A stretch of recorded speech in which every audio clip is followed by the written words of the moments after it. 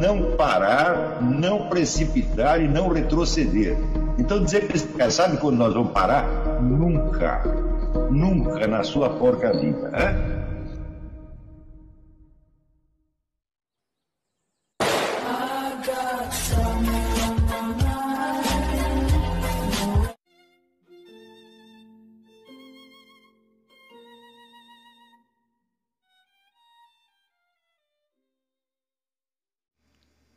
E aí pessoal, tranquilo?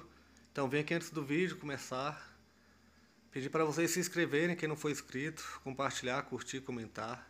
Quem puder seja membro do canal, que isso ajuda bastante. Tem também o link do Apoia-se. Quem puder ajudar nosso canal e apoiar financeiramente vai ser muito bem-vindo. Mas o mais importante é transmitir o conteúdo e os conhecimentos do professor Olavo de Carvalho para mais e mais brasileiros.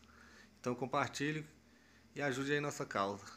Muito obrigado a todos os membros, apoiadores do canal. Fico muito feliz. Tenho certeza que a gente está no caminho certo. Então fiquem com o vídeo e até mais. Valeu! Então, o poder é uma limitação de fato que pesa sobre você.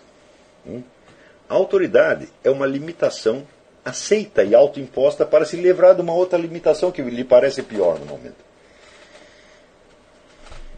Por exemplo, você está sem dinheiro. Isso é uma limitação. Tá certo? Quer dizer, a pobreza é um poder que se impõe a você. Limita a sua possibilidade. Então você arruma um emprego. No emprego você vai ter que fazer o que a empresa manda, o que o chefe manda. Então, você aceita esta autoridade para se livrar do poder da pobreza. Não é isso? Mas mais tarde você pode achar um outro emprego melhor. Então aquele primeiro emprego passa a se tornar um poder que se impõe a você, desde fora, e você se apoia numa outra autoridade para se livrar deste. Não é isso? Ora, a educação não consiste em outra coisa, senão você buscar uma autoridade cada vez mais alta. Que vá te livrando de todos os poderes que estão pesando sobre você no momento. O que limita as suas possibilidades de educação? Às vezes a sua falta de imaginação de poder conceber que para cima da autoridade na qual você confia no momento existe outra maior. Estão entendendo? Quando nós avaliamos no conjunto, assim, qual a possibilidade que as pessoas têm, vamos dizer, de superar o seu ambiente social, cultural imediato. Eu digo, depende, elas têm uma autoridade mais alta. Isso só se conquista através da educação. Tá certo? Porém, quanto de educação você quer? De qual educação você quer? Se você entende como educação aquilo que já está oferecido no próprio ambiente imediato, ela só vai te dar esse ambiente imediato só vai te dar a educação necessária para você se virar dentro desse ambiente imediato. Está entendendo? Quer dizer que o processo de autoeducação depende de você usar um pouco de imaginação e conceber uma dimensão mais alta, e mais alta, e mais alta, e mais alta, e mais alta. Até você chegar num limite do qual não dá para passar. Por exemplo, atualmente eu fico espantado, às vezes chego a ficar aterrorizado com isso quando eu leio opiniões de intelectuais, né, de professores, de escritores, etc., e vejo a quase impossibilidade que essas pessoas têm de subir acima da opinião dos seus pares, do seu grupo profissional, do seu grupo de referência. Eu digo, mas eles estudaram tanto, são PhDs, não sei o quê. E, por exemplo, eles acreditam que existe um negócio chamado comunidade científica. E tem terror de dizer alguma coisa que esta comunidade científica não aceite. Porque tem terror de ser expostos ao ridículo, de ser boicotados nos seus empregos, etc., etc. Então, todo esse estudo serviu aqui para torná-los escravos. Porque se você falar comunidade científica, meu filho, você está se referindo à comunidade científica existente hoje? não a comunidade científica, a comunidade dos sábios, tomada ao longo de toda a sua história. Então, vou dar o meu exemplo pessoal. Como é que funciona isso? Eu também tenho a minha comunidade científica, que são aquelas pessoas cuja opinião eu respeito e que eu tremeria nos alicerces, né, se eles desaprovassem totalmente o que eu estou fazendo. Não. A minha comunidade científica é constituída assim, de Platão, Aristóteles, Santo Tomás de Aquino, Leibniz, Schelling, esses caras. Eu, quando estou pensando em algum negócio, eu sempre pergunto, mas o que eles diriam? Eu comecei a fazer isso porque eu li uma vez no Santo Tomás de Aquino uma recomendação. Tem sempre diante de ti o olhar dos sábios. Eu falei, agora eu sei qual é a comunidade científica que a gente tem que obedecer. Você pega os maiores dos maiores dos maiores e pergunta somente para eles. Não vai perguntar para o professor da USP. Não vai perguntar para... não vai perguntar para Harvard. Por quê? Porque todas as comunidades científicas de hoje são apenas de hoje, são apenas um momento da história da opinião. Essa opinião já variou 1000 vezes ao longo dos tempos. Tá entendendo? Então por que eu devo tomar como dogma uma coisa que os caras estão apenas dizendo hoje e que amanhã eles podem mudar de ideia? Se eu quero me tornar um sujeito realmente um homem de cultura, um letrado, um intelectual, eu tenho de tomar como meu horizonte máximo o horizonte máximo da humanidade. Ou seja, os maiores sábios de todos os tempos. E é esses que eu tenho de perguntar.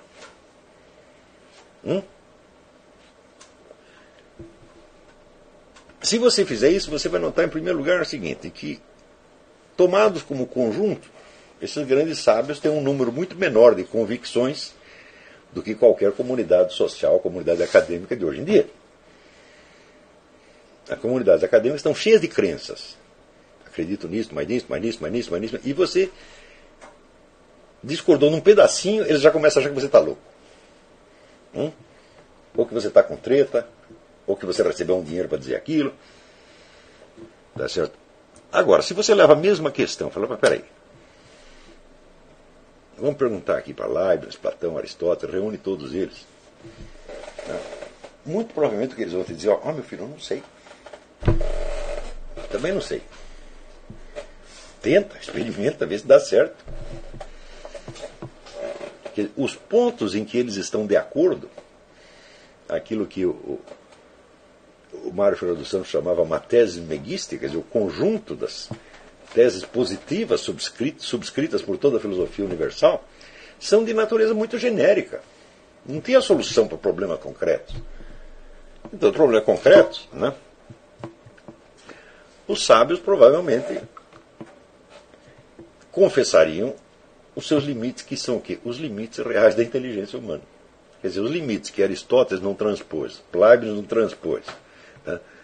Santo Tomás de Aquino não transpôs, Schelling não transpôs, Edmundo Husserl não transpôs, Eric Wegener não transpôs. Bom, provavelmente são limites permanentes da inteligência humana. Nós não sabemos, eles não sabiam isso, eu também não sei, e amanhã vão continuar não sabendo. E se é assim, então a gente tem o direito de especular. É isso?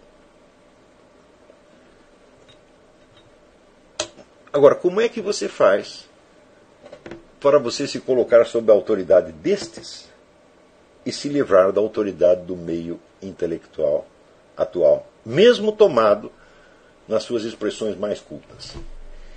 E a gente precisa de muita coragem para isso. Por quê? Porque você só terá acesso a esta comunidade dos sábios através de um único instrumento que se chama leitura. Eles não podem estar fisicamente presentes. Eles não podem exercer sobre você, contra ou a favor de você, nem pressão social de tipo nenhum. Eles não podem te dar um emprego ou tomar um emprego. Eles não podem aumentar seu salário nem diminuí-lo. Eles não podem te olhar feio. Não podem fazer uma piadinha a seu respeito. Tá certo? Não podem te dar uma propina. Não podem fazer nada. Eles só podem dizer sim ou não. E era justamente esta galeria de sábios que Santo Tomás de Aquino sugeria que nós colocássemos diante de nós como nossos juízes permanentes. Se você não é capaz de fazer isso, então você não tem educação nenhuma. Você tem apenas o adestramento para o meio social onde você está. Quando você se submete a esta autoridade, de fato você é capaz de se sobrepor a qualquer meio social ou cultural. Porque não porque você escapou, não é a liberdade metafísica. Não. Você apenas entrou dentro de um ambiente cultural universal. É o máximo ambiente mental que nós podemos conceber. Fora dali se entra no sobre-humano. São os anjos. Eu não pergunto mais para Aristóteles porque eu conversei com o arcanjo Gabriel. Isso pode acontecer também. Mas deixa isso para um pouco depois. Se vier o arcanjo Gabriel e disser para você, olha, é assim, assim, assim, assim, assim, assim, assim. Daí você não vai dizer, mas Aristóteles disse que não sei o quê. Daí não dá, meu filho. Você está entendendo? Porque aí você está jogando um nome, tá certo, de prestígio contra a estrutura da realidade. Quando você chega, vamos dizer, nesta medida máxima da referência humana, que são os sábios, aí pela primeira vez você entende um negócio que se chama realidade. Realidade é um ponto onde você não são mais ideias que estão falando, é a própria realidade que está falando. E fala com uma autoridade divina, porque tudo que é da realidade foi Deus que fez. As ideias não, foram tudo nós que fizemos. Inclusive as ideias de Aristóteles, de Platão, de Santo Tomás de Aquino. E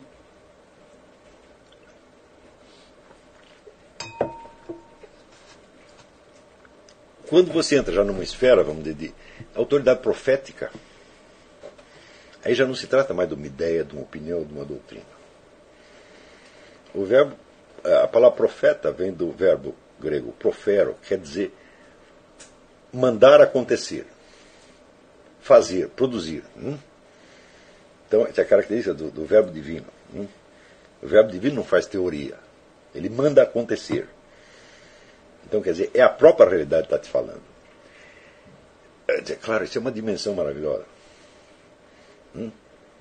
E ali, vamos dizer, acaba a dúvida. Não tem mais dúvida. Porque se a própria realidade falou, acabou. Não há mais nada o que dizer. Tá certo? Quando Nossa Senhora La Salette disse, olha, vai chover animais, e começa a chover animais no dia seguinte, fala, cala minha boca, não tem o que dizer. Não choveu sapo outro dia no Japão? Aqui nos Estados Unidos choveu vaca, gente, lá no século XIX.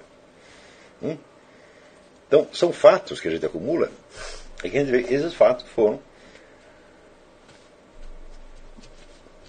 anunciados por uma autoridade profética, que aconteceu.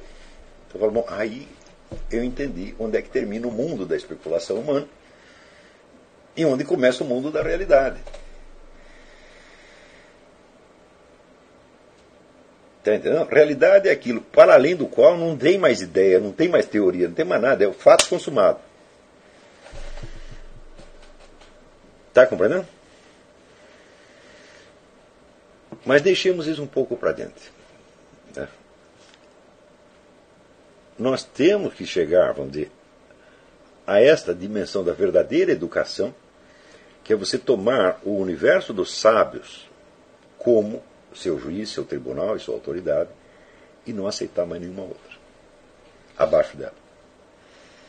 Você fala, daqui para cima, só Deus.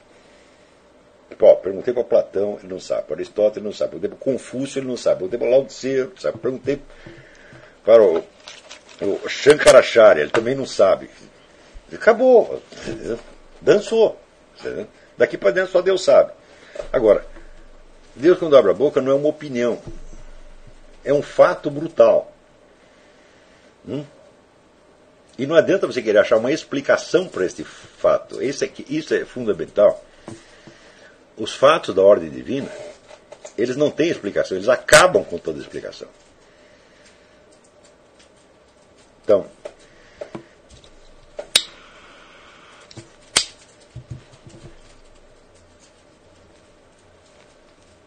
E, de certo modo, eles também têm uma translucidez, porque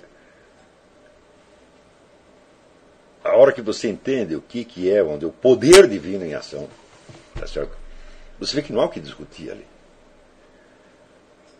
É o limite da realidade tomada na sua totalidade. Então, eu digo, para você ter um vislumbre do que é a realidade objetiva, você precisa ter experimentado isso pelo menos uma vez na sua vida.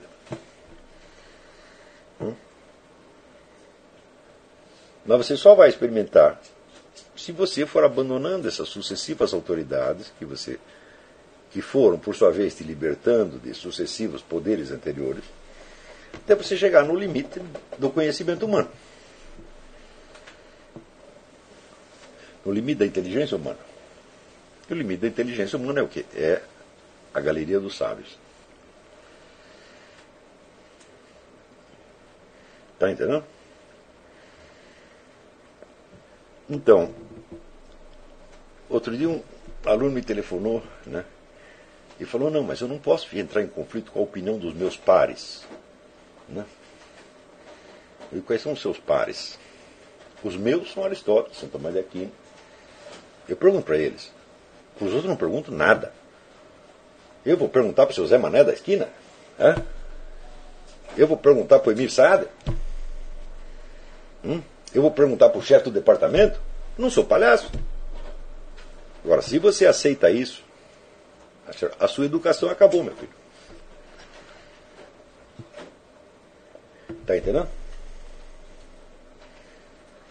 Então, você colocar o problema de se o ambiente determina a sua conduta ou se a sua conduta é livre é uma pergunta absurda. Porque o ambiente não é uma coisa, não é uma substância, não é um termo unívoco.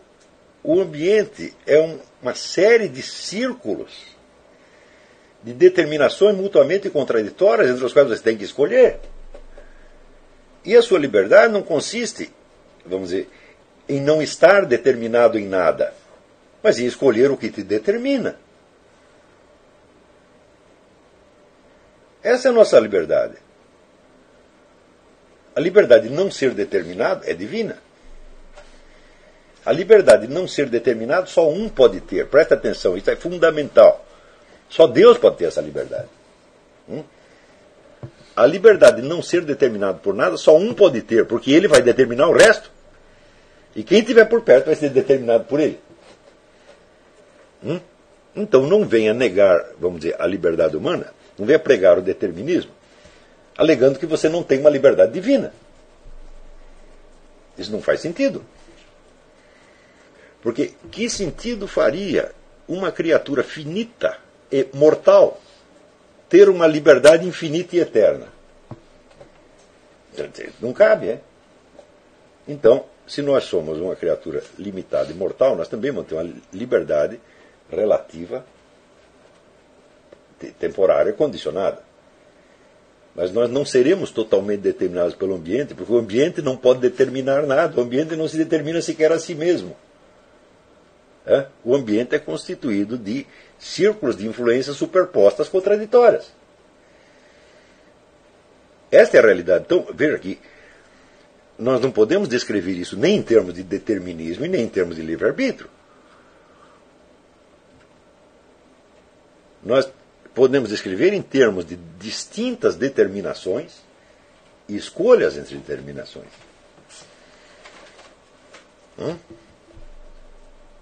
E que a liberdade que nós temos, a máxima liberdade, consiste em buscar as determinações mais altas, as autoridades mais altas, que são as que menos se impõem. Agora, para cima de Platão e Aristóteles, tem a autoridade de Deus. Neste sentido, Deus não se impõe de maneira alguma. Ele criou todas as outras determinações. Mas acima tem a autoridade dele. Ele não impõe essa autoridade. Não faria sentido.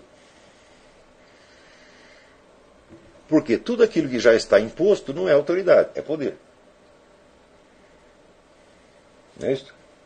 Então, Deus criou todos esses poderes que se impõem a nós e criou uma série de autoridades que nós vamos galgando e nos limitando, nos livrando dos poderes inferiores.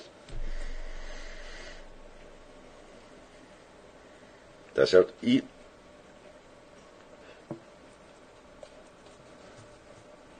eu digo, Deus é livre. Tá certo? E você pode se beneficiar da liberdade divina. Na medida em que você pergunte para ele e não para o mundo. Tá certo? Agora, eu acho que a tentativa de você ensinar esta coisa da liberdade divina, antes de você ter dado a verdadeira educação, eu acho que complica tudo. Porque o sujeito vai entender Deus como um poder externo. Ou como uma autoridade externa. E vai fazer uma confusão dos diabos. Por exemplo, todas as punições e castigos que a sociedade impõe para certas condutas. Note bem que isso nunca é uniforme. A mesma conduta, numa mesma sociedade, pode ser premiada para um e castigada para outro. Não é isso? Então, esse pessoal gay, por exemplo, eles falam que ele foi discriminado. E peraí, mas ele foi sempre discriminado? Aqueles imperadores romanos eram todos gays. E eles estavam por cima da carne seca. Eram eles que determinavam os outros. Júlio César, ele conta que ele obteve o primeiro emprego público dele prostituindo-se carnalmente ao governador de uma província. E acha aquilo lindo. Ele acha que, ó, como eu sou esperto, eu fui lá, dei para o sujeito e ele me deu emprego. Né?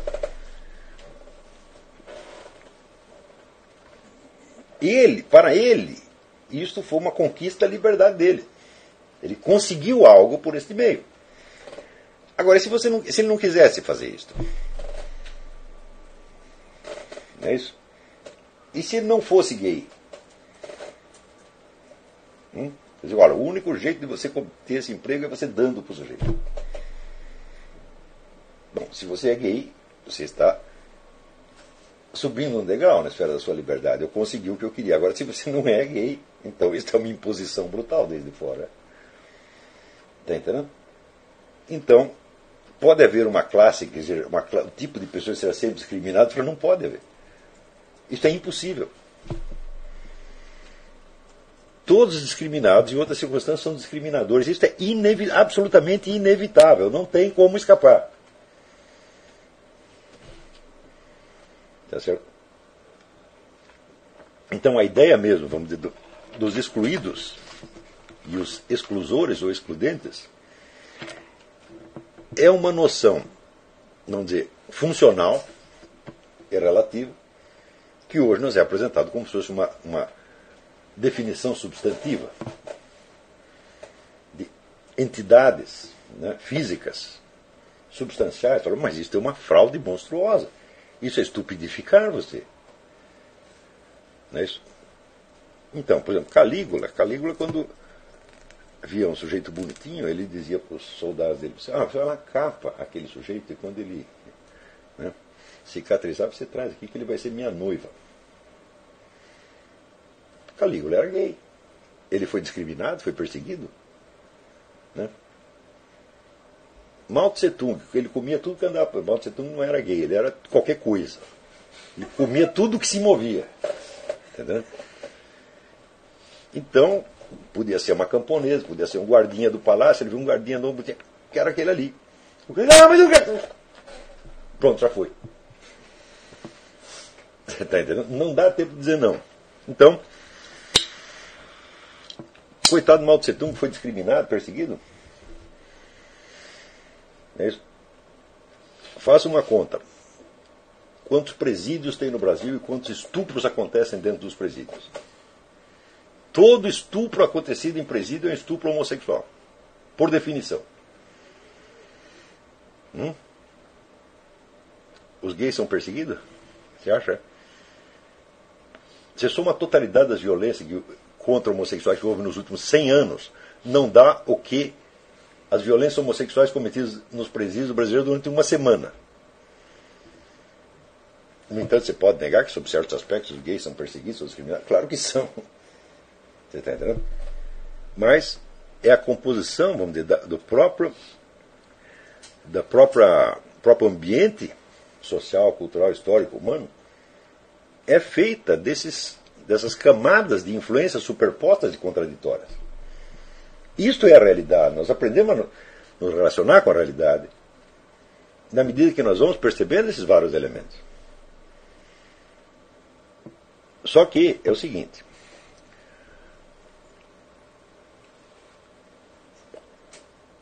você pode se orientar no ambiente físico com os seus olhos e com os seus pés, andando para cá e para lá.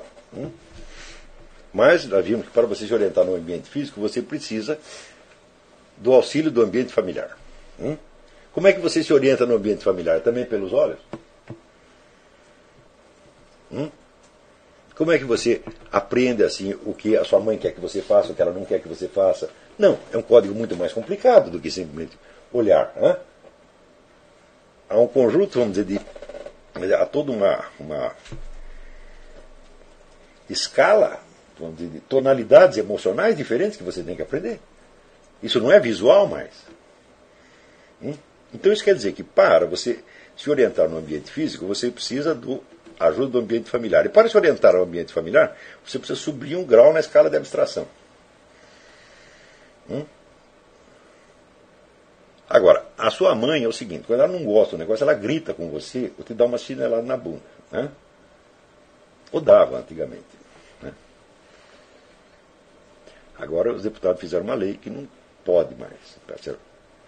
Eles fizeram isso porque eles descobriram que as mães deles sabiam o que eles estavam fazendo lá dentro. Então vamos proibir as chineladas antes que venha parar na nossa bunda. Tá certo? Então, agora, quando você vai para um ambiente maior, por exemplo, na escola, o conjunto das expectativas já não é tão simples quanto na sua casa. Não é isso? Vamos dizer, na sua casa você não precisa ficar especulando se sua mãe vai gostar ou não de certa coisa, porque se ela não gostar, ela grita com você. E se você está na escola? Já não é assim, Tem um monte de coisa que você não pode fazer na escola.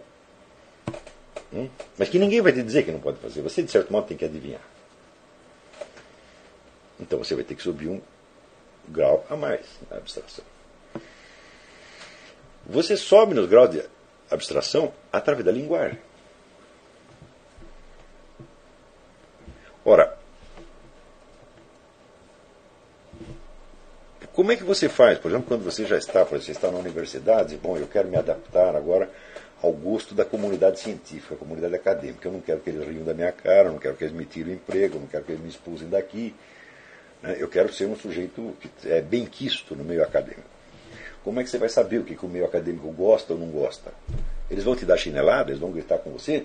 Vão te pôr de castigo? Não, você vai precisar ler, É lendo o trabalho científico, lendo a apreciação que eles fazem do trabalho científico, que você vai saber o que pode e o que não pode. Então, é uma rede muito sutil e imensa de relações que você só alcança através da linguagem abstrata. Agora, vamos supor que você já está achando que essa comunidade acadêmica é um saco. É um bando de ignorante, tá certo? Que está falando o que não sabe, tá certo?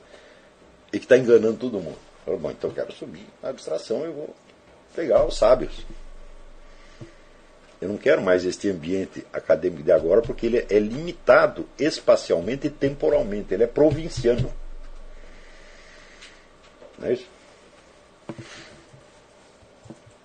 Então, outro dia alguém usou a expressão provincianismo temporal, que é uma expressão minha. Foi o Antônio Cícero. A expressão é minha, provincianismo temporal. A expressão minha no Brasil. Na verdade, quem inventou foi Bertrand Russell. Provincialism in time. E eu adaptei para o português provincianismo temporal, num sentido um pouco diferente do Bertrand Russell. Claro, a comunidade acadêmica é temporalmente provinciana. Ela reflete um conjunto de crenças de um momento que pode mudar no momento seguinte. Então,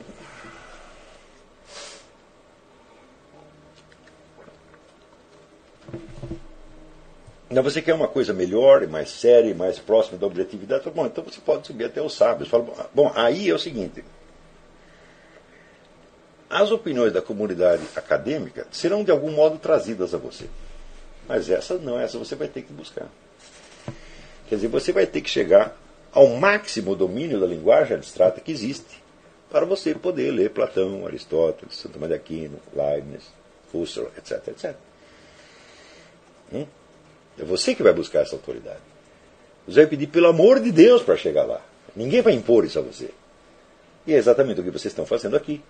É pedir pelo amor de Deus para chegar a entender essa coisa e ter uma autoridade maior, tá certo? Com a qual vocês possam se libertar das limitações do meio intelectual provinciano do momento. Tá certo? E olhar para este ambiente, vamos dizer, a comunidade acadêmica inteira, e dizer, cala a boca, burro, vocês não sabem o que estão falando. Não, você chegará a isso através do seu esforço próprio e da aquisição de uma autoridade superior.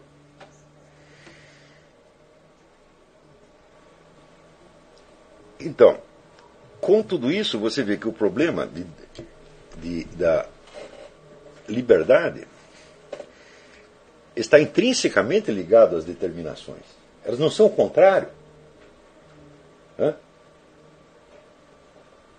A liberdade é um jogo que você faz entre distintas determinações. E as determinações, por sua vez, são uma série de chances ou oportunidades que te são dadas junto com as limitações. Isso é como as coisas são, vamos dizer, na realidade, não nesse plano, vamos dizer, abstratista e puramente verbalista, em que as pessoas discutem determinismo e livre-arbítrio. Vejam, o que eu estou explicando para vocês é o que a tradição filosófica ensina a fazer. No livrado, vamos dizer, dessas arapucas verbais em que a discussão pública, a discussão corrente nos coloca. E aprender a usar todo esse instrumental verbal como uma via de acesso à realidade. Ora,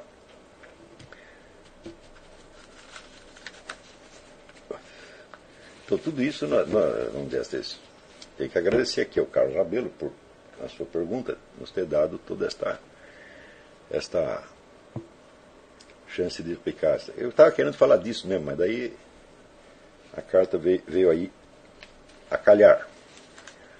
Agora, acontece, por exemplo, eu vou dar para vocês um exemplo de limitação mental que pode durar séculos e se impor a toda a comunidade intelectual durante gerações e gerações e gerações e dar a impressão de uma autoridade universal.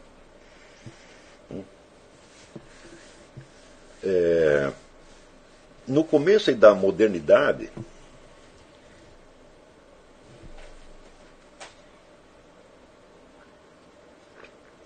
surge, principalmente com Lord Bacon, a ideia de que a natureza física é um código escondido. Ou seja, ela não se revela a você. Ela se disfarça. E que, portanto, para você compreendê-la, você precisa forçá-la. E como é que você força? Você força através do experimento. No experimento, você obriga as forças naturais a agirem de uma maneira que não é natural. Para daí você entender qual é o segredo que tem no fundo da natureza. Então, toda a ideia moderna do experimento científico é isso. Você cria uma situação artificial inexistente na natureza, usando ali as forças naturais para fazer uma coisa que geralmente elas não fazem. Tá certo? E através deste experimento você tenta entender como é que elas funcionam na realidade. Isso é a totalidade da ciência moderna, é isto.